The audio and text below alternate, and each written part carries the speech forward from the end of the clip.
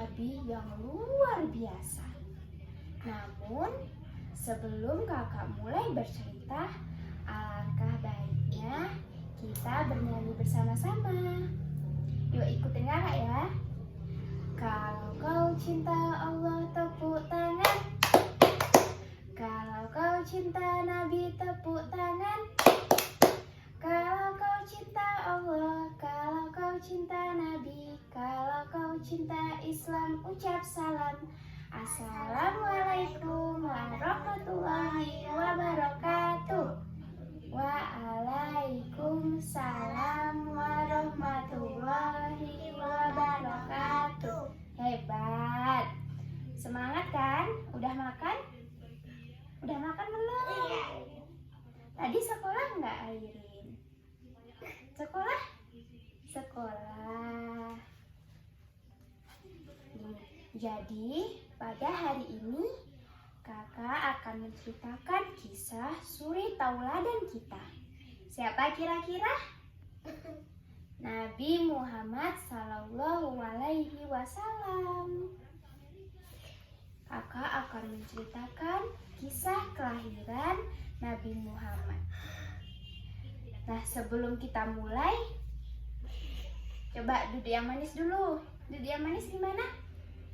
Tangan ke atas, tangan ke pinggang, tangan ke depan, lalu dilipat. Nah, kita mulai ya. Oke, dengerin kakak ya. Mekah yang semula hanya ditinggali oleh Hajar dan Nabi Ismail, seiringnya waktu berubah menjadi sebuah negeri yang sangat besar. Berkat doa Nabi Ibrahim, negeri itu sungguh mendapatkan berkah dari Allah.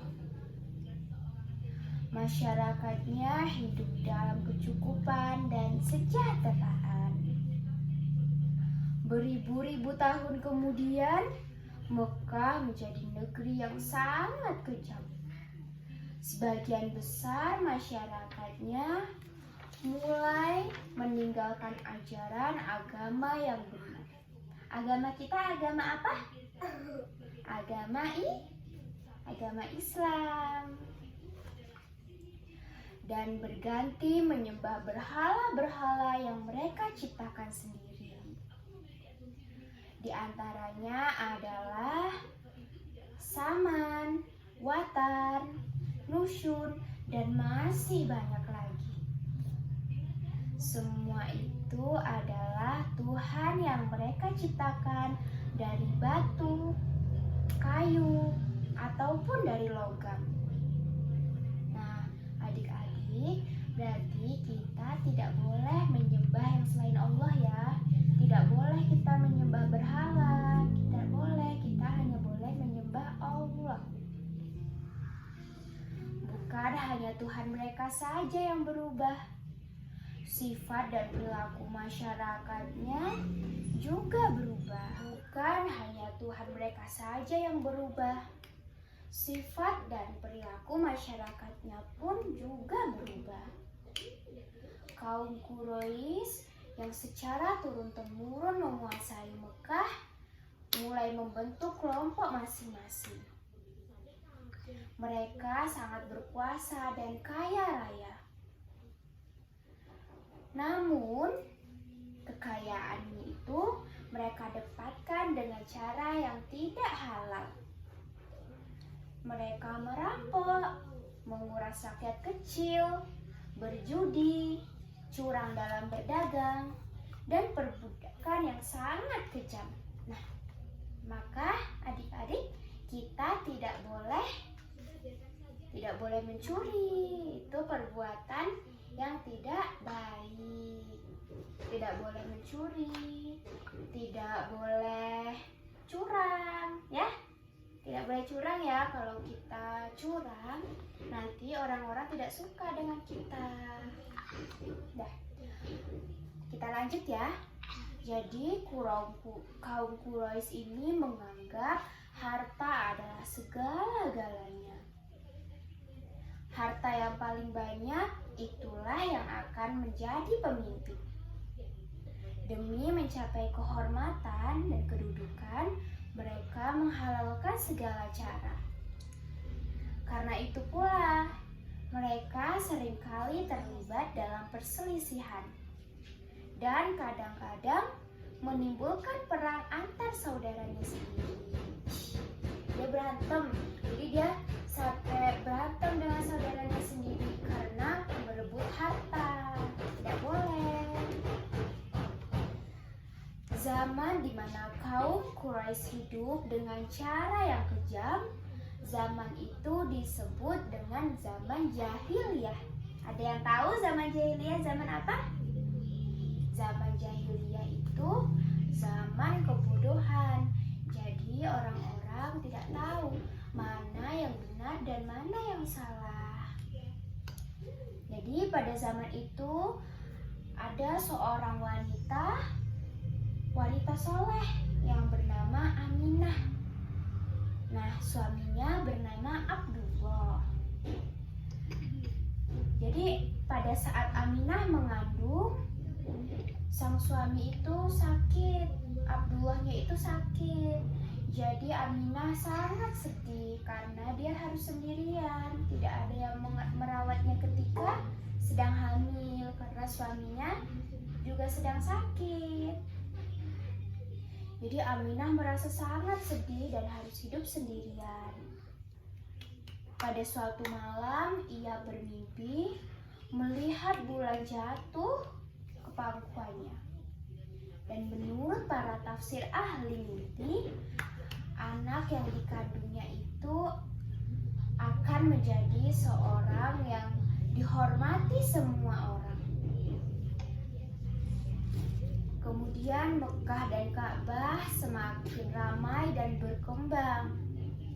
Orang dari segala penjuru selalu berkunjung ke Mekah untuk beribadah dan juga berdagang.